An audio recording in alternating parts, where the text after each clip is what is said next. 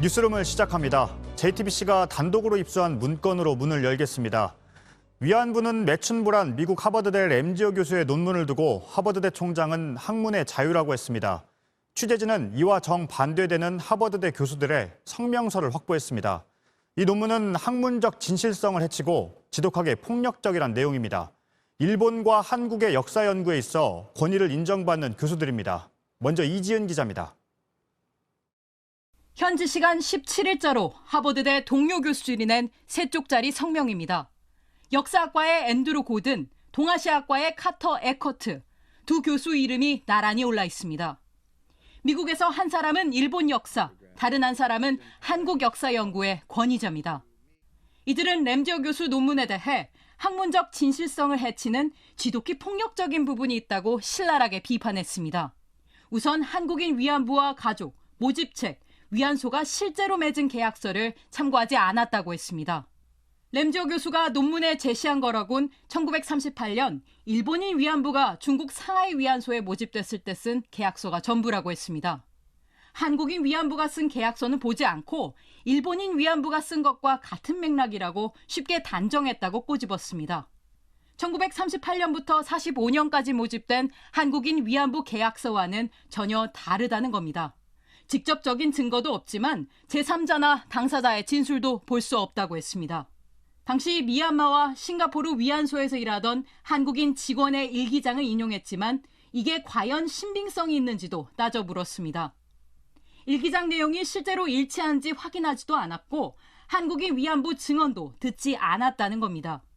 두 교수는 수정과 보완이 이루어질 때까지 램지어 논문의 원문을 국제법 경제리뷰 3호로에 싣는 건 보류해야 한다고 학술지에 다시 한번 전달했다고 밝혔습니다. JTBC 이지은입니다. 램지어 교수의 논문이나 글은 정말 알려지는 족족 논란거리입니다. 이번엔 말입니다. 우리 대법원은 3년 전에 일본의 전범 기업들이 강제징용에 배상을 해야 한다고 판결했습니다.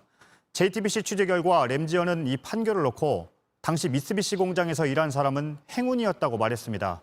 일본 언론과의 인터뷰였습니다. 정재훈 기자입니다. 2019년 1월 램지어 하버드대 교수가 일본의 한 언론 매체와 한 인터뷰 기사입니다.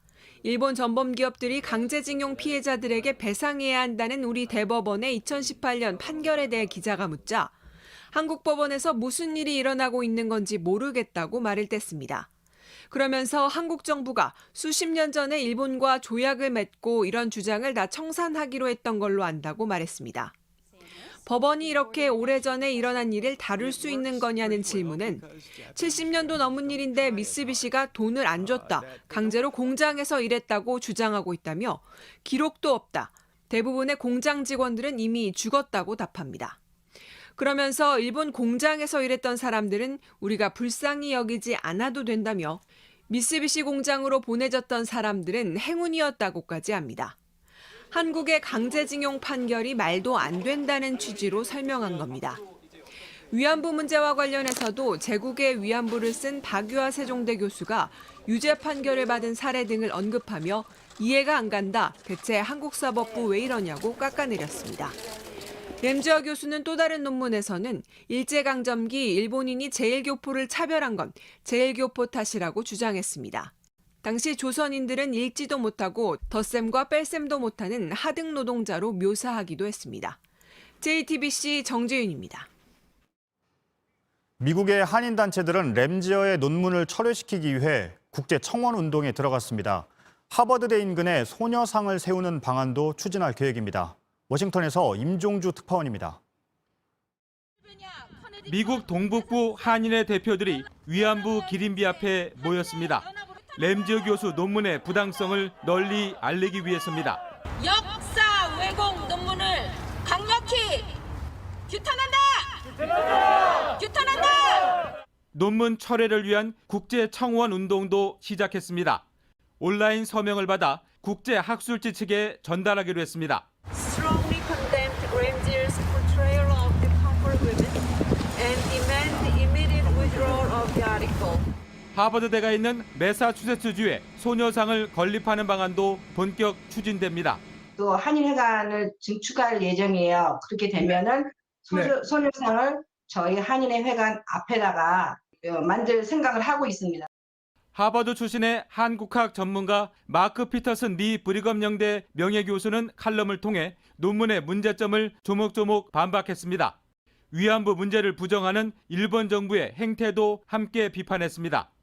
도산 안창호 선생의 손자인 필리반 커디 씨는 언론 인터뷰에서 하버드대에 항의 서한을 보냈다고 전했습니다. 역사 사료 기증을 위한 협의도 중단하겠다는 뜻을 밝혔습니다. 논문은 현재 해당 학술지 홈페이지에서 유료로 받아볼 수 있게 되어 있습니다.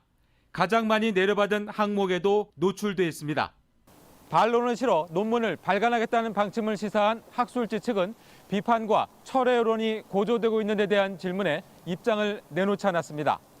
워싱턴에서 JTBC 임종주입니다.